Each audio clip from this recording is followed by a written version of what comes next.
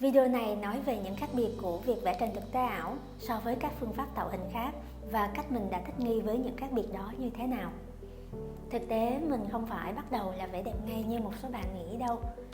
Mình cũng có khởi đầu vụng về với những thách thức khó vượt qua và 1001 lần phạm sai lầm. Mình có một chương trình tự huấn luyện nhanh cho bản thân kéo dài 2 tháng. Mỗi ngày mình vẽ một speed painting trong 2 giờ. Giai đoạn này mình tập trung khám phá công cụ, cho nên mình không đặt áp lực cho bản thân, tuyệt đối không phán xét và không sợ phạm sai lầm. Sau đó mình chọn ra những sản phẩm tốt nhất để nỗ lực hoàn thiện nó đến tận cùng. Đây là kinh nghiệm của mình, chỉ trong phạm vi ứng dụng Tilt Brush và Open Brush dưới góc nhìn của một họa sĩ thực tế ảo 9 tháng tuổi với 16 sản phẩm đã ra mắt và hơn 40 sản phẩm đã giấu kỹ. Nào, các bạn cùng bắt đầu với mình thôi!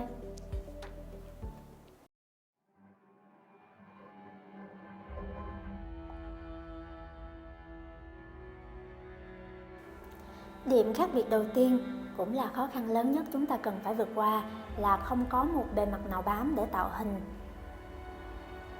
Cảm giác đầu tiên của mình là sự hụt hẫng khi đặt bút vào không khí. Mọi bề mặt hay hình khối chúng ta vẽ ra đều có thể đi xuyên qua được.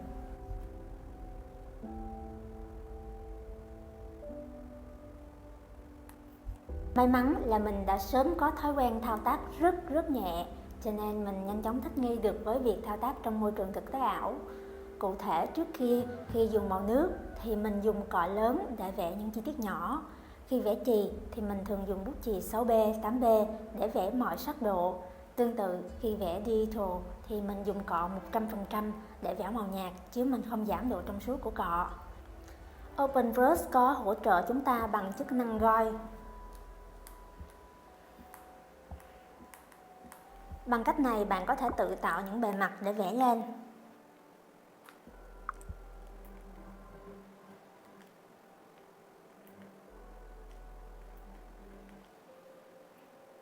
Tuy nhiên, không phải lúc nào hình khối chúng ta muốn vẽ cũng là hình khối cơ bản có trong bản roi, cho nên mình vẫn phải tự vẽ tay là chính. Nếu bạn có thói quen dùng lực nhiều để tì lên bề mặt tạo hình thì sẽ khó khăn đấy. Để thay đổi thói quen đã bám rễ sẽ mất rất nhiều thời gian. Trường hợp này, những bài luyện nét trong không gian thực tế ảo có thể giúp bạn cải thiện. Những bài tập này có mặt trong hầu hết các sách hoặc là các chương trình dạy mỹ thuật cơ bản. Các bạn có thể tự tìm, xem và luyện tập.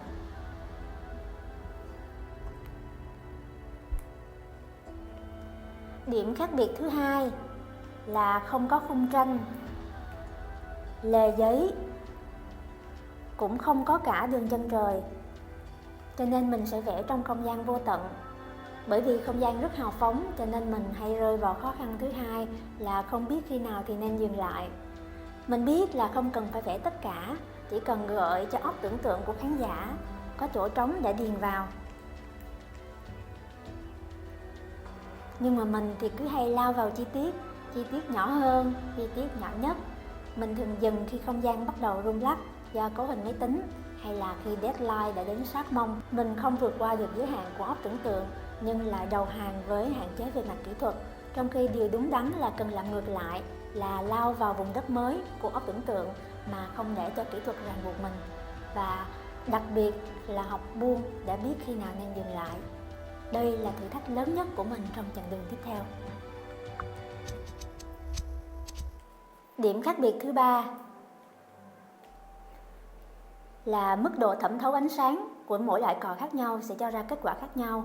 Mình sẽ dùng màu vàng chanh để minh họa cho các bạn.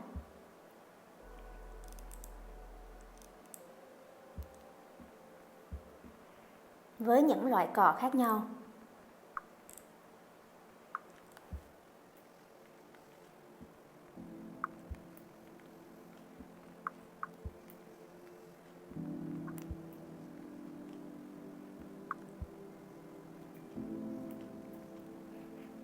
các bạn có thể thấy cùng một màu nhưng với những loại cọ khác nhau sẽ cho ra màu sắc khác nhau.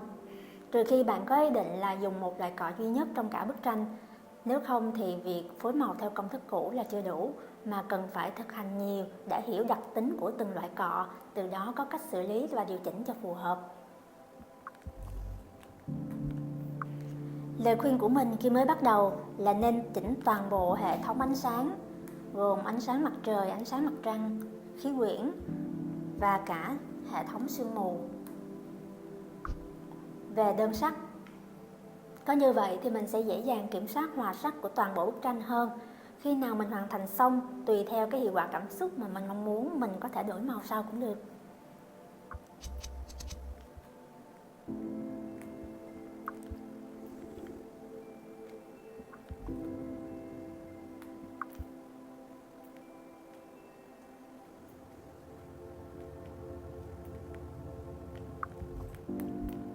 Mình rất quan tâm đến việc xử lý ánh sáng và bóng đổ trong tác phẩm.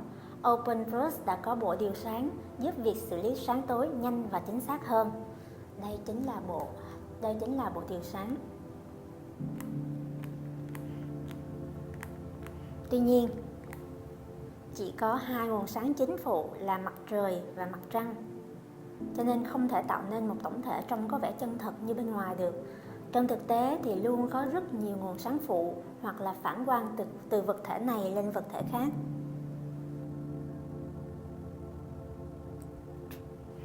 Cách xử lý của mình là xác định hướng sáng từ đầu và không đổi trong toàn bộ quá trình. Sau đó dùng kỹ thuật phối màu cộng với các loại cọ highlight để tăng hiệu quả chiếu sáng. Ví dụ ở đây mình thử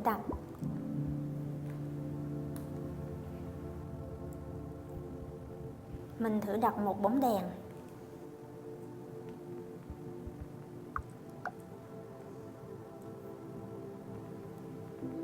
với ánh sáng màu vàng nhạt.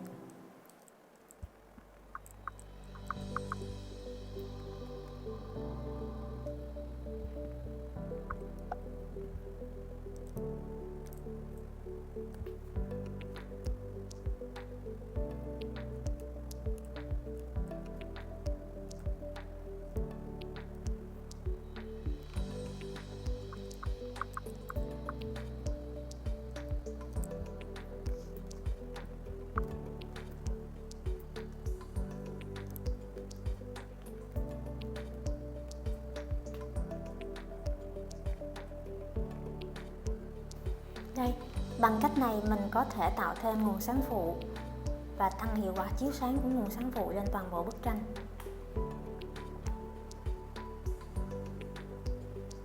Vẫn luôn lưu ý là không thay đổi nguồn sáng chính nhé.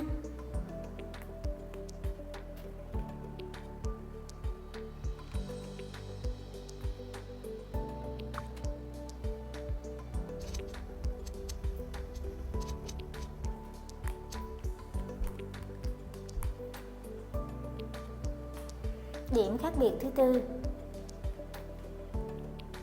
do không gian thao tác rất lớn, cho nên mình có thể toàn quyền lựa chọn tư thế làm việc, đứng, ngồi, nằm tùy ý. Mình không cần phải lo lắng về những bệnh văn phòng quen thuộc như là giãn tĩnh mạch hay là đau lưng, cổ, vai, gáy.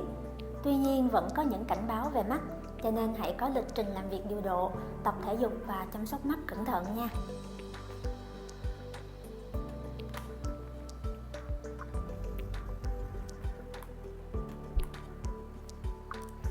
Một điều nữa là giao diện người dùng của TwoBrush OpenBrush rất đơn giản, dễ hiểu, không mất quá nhiều thời gian để học. Đây là toàn bộ giao diện người dùng của ứng dụng. Sản phẩm vẽ hoặc là điêu khắc bằng các công cụ thực tế ảo cũng trực quan luôn. Chẳng cần phải qua khâu render, mình đã có thể thấy kết quả ngay khi hoàn thành và có thể hình dung rõ ràng trong toàn bộ quá trình.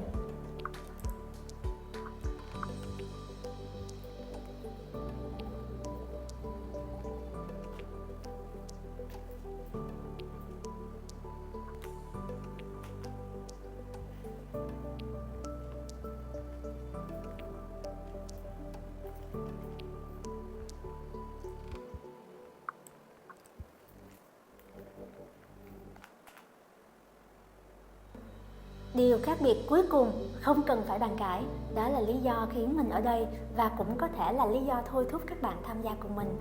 Đó là trải nghiệm hoàn toàn chìm đắm trong bức tranh của mình. Trải nghiệm này xứng đáng để mình nỗ lực vượt qua tất cả những khó khăn ban đầu để trở thành họa sĩ thực tế ảo và lập kênh YouTube Minh Hằng VR Art để chia sẻ cùng các bạn.